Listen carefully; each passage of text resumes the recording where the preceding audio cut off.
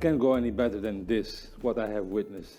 And I want to take my hat off to all the brilliant minds that share their thoughts, that share incredible inspiration, that motivated us, and yes, that rewarded us and made us believe that all this work, all this amazing work that has been done over these past few weeks, even months, with our partners, with our members, MasterCard, and so many of you, is reaching its objective.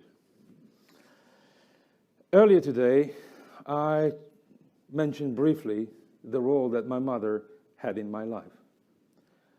And if I evoke the role of my mother, it's not just because it is International Women's Day. It is because she did have and continues to have a huge influence on me. And she taught me once that no matter how high you fly, how great is the accomplishments that you make, the victories that you earn, always remain humble. Because nothing is permanent, nothing lasts forever. Why do I mention this? It's because the person who is a recipient of this special recognition award embodies this value. He did not want it to be honored. He did not ask to be tributed for. He was not even expecting it. And I believe, although he's very diplomatic, that he's not very happy with me. But this was a collegiate decision. A collegiate decision democratically expressed by unanimity and acclamation by all the members of the Council, Karen, Alison included, and others. It was a decision that was also unanimously confirmed and acclaimed by all the SIGA community, by all the SIGA members. So it was a must. It was a must because SIGA is not just leading the way for sport integrity worldwide. It was a must not because we are an organization of values, integrity, transparency, accountability. We are also an organization of values because we value appreciation and recognition. And it would be absolutely unfair not to render this expression of recognition to those who have served, those who have contributed since the very first moment to what SIGA is today. So, ladies and gentlemen, on behalf of the whole SIGA community, I am very proud to attribute this special recognition award to my dear friend, Michael Robichaud. And I ask him to join me here. And I also ask Katie to join me here.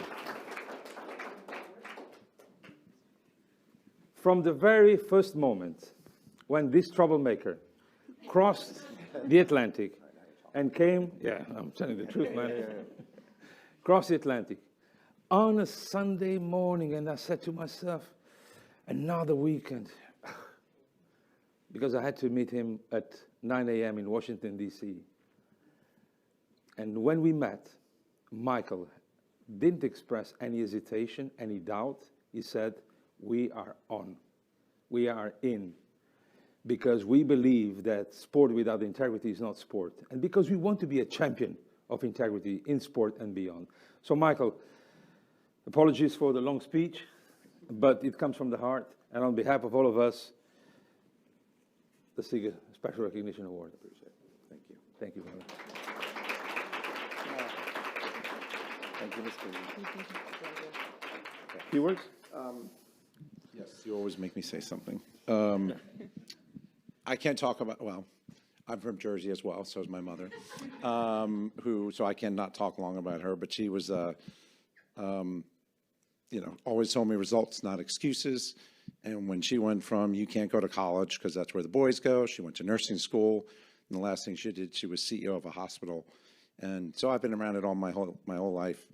But when it comes to this is just such a great opportunity to try to do the best we can to, as I've also learned, lead, follow, or get out of the way. And I just want to say thanks for all that have helped us on this journey as I listened to everything here and gotten to know so many new people and change. This whole international world is very different when you look at things, all the different challenges, different perspectives, different definitions of what diversity, what inclusion is, what everything, just all the different ways you've learned it. MasterCard's been a champion of that we've all, it's never been optional since Ajay came in years ago, and that was probably the first thing he made it clear that we will diversify, and it took on a bunch of different definitions. I used to joke before he got here, we were run by 12 white guys from Greenwich, Connecticut. Probably shouldn't say that on camera, but that's what I did used to say. And that changed a lot, and those of us that have gotten to learn from that. And I guess I would just say one, super uncomfortable, certainly on International Women's Day, to have even a stage for a second. I would just say there are many of us that are trying. We're trying to learn. We're trying to be part of the solution. We expect that there's a role we do play, and we're gonna mess up, but we're trying. We're gonna ask questions. We're learning to be uncomfortable. I can speak for myself. It's learning to have those conversations, learning to use a different vocabulary, learning to know I'm gonna walk in a room and say, I really do have the best intention, but I know I don't know everything, but I'm gonna try, and I need people to help me. Thankfully, you've met many of them. I'm not alone in my journey with a few powerful women around me that have no problem shutting the door and telling me when I'm going in the wrong direction or not even moving. That's usually their favorite, when I'm not even moving. So I welcome that. I embrace it. It's one of the best parts of what I do now. So just know that we're out here and we're with you, and we want to be part of the journey. So thank you. As well.